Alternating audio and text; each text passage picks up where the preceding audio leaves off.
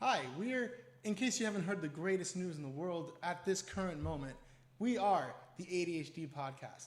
Alex and Darryl, Hollywood Defenders. And today, we're talking about Infinity Pool. Yeah, and we have like 8 likes, so I don't think we're taking over the world yet. Most important news in the world Hopefully 9 today.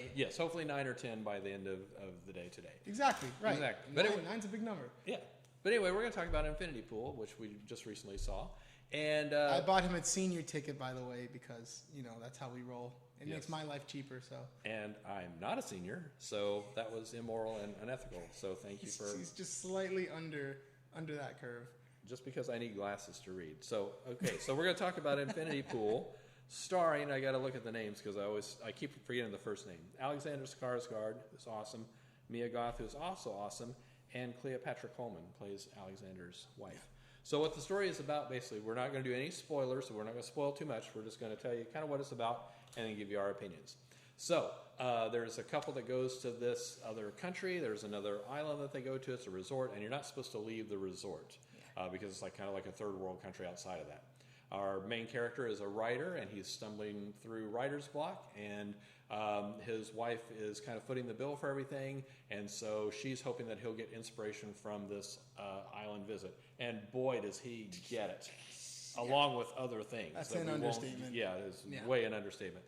So anyway, the idea, and this is in the trailer, so it's, again, not a spoiler, but the idea is that if you are arrested for a crime, which does happen for these folks, you can actually clone yourself, and they will execute the clone, and you get to watch it all happen, and then you get to go free after that. Yeah. But it so costs for a lot of the crimes that are committed in this, in this resort, it's assumed that anytime somebody leaves the resort and is caught, the immediate plan of action is execution, which is interesting and odd to say the least. The island that they go to is never really specified, obviously, it's not because a real place. Right, it's not a real place. You can't put it out there that it is a real place because people are going to get offended. So it's really mysterious, and the reason why they leave the resort in the first place is because they met this couple who posed as people who enjoyed the Alexander Skarsgård's character. They enjoyed his book, even though nobody really read it. He released it on Amazon, and he didn't get a lot of likes. Like our posts. Yeah, let's hope we don't have any people like that who want to, lead us astray into something really evil. Right. By the way, a crime could be like almost anything. Like, say you buy movie tickets as a senior and you're not. Or just not watching our podcast and our movie reviews. That would be punishable by death. Right. It's understandable. Absolutely. But it would be a crime. Yeah, it's fair. Yeah.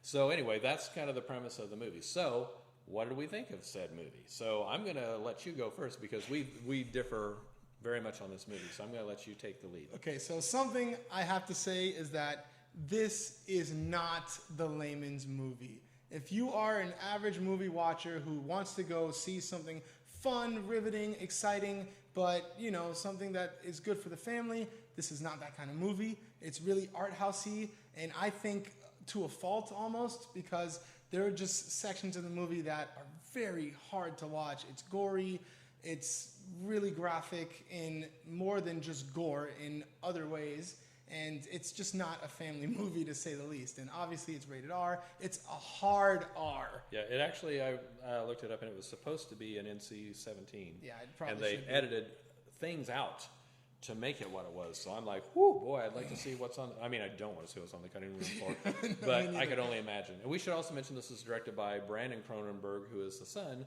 of David Cronenberg. Right. So you would think the most well-known body horror director ever. So you would think that they would he might do something different and kind of have his own kind of legacy, but it's really not. This really looks like a David Cronenberg type of movie with a little bit more kind of splashiness, like through like a TikTok filter kind of thing.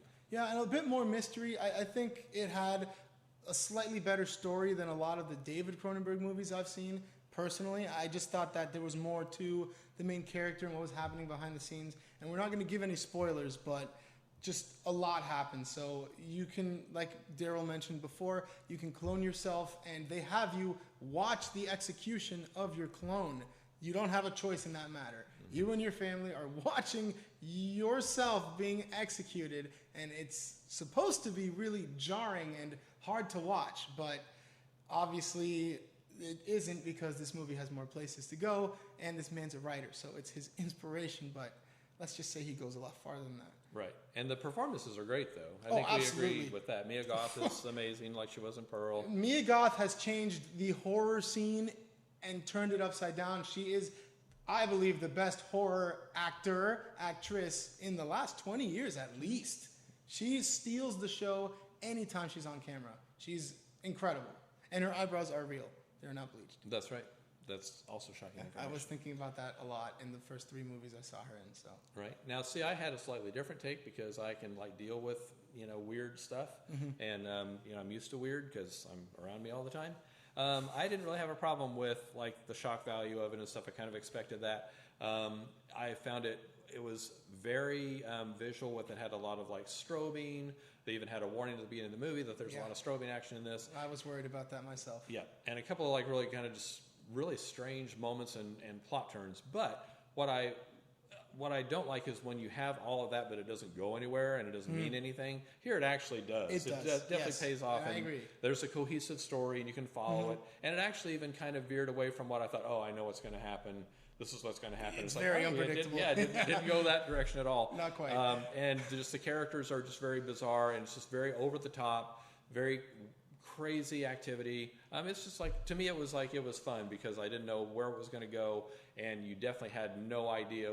Kind of like what the main character experiences when he meets Mia and her husband is he doesn't know what's going to happen or where he's going, but it's not going to be any place happy. Right. And I felt he's along for the ride.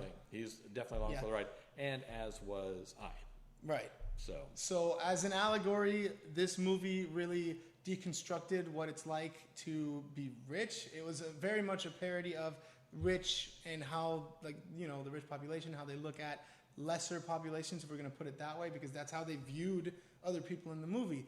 And obviously the way things went were completely unexpected, and it was really a thing of, do people really act this way? And yes, they showed on screen literal, disgusting, and weird situations, but they are, allegorical. They allude to what happens in the everyday world today, in terms of, and I don't want to get too specific, so we're not going to say exactly what things, but the movie was a really good commentary on, how the people who are rich just keep getting richer, and those who aren't won't, and I would say story-wise, the movie was fantastic. And yes, you didn't have to, but he chose to use all of this, intense imagery and these hard-to-watch scenes. And yes, it works, but was it necessary? I personally don't think so. I think the movie was good. I wouldn't veer towards great, but it was a strong movie for 2022 because it came out in 2022 before the start of the new year. And I would say it was a very strong horror movie, especially when you consider what's been coming out recently.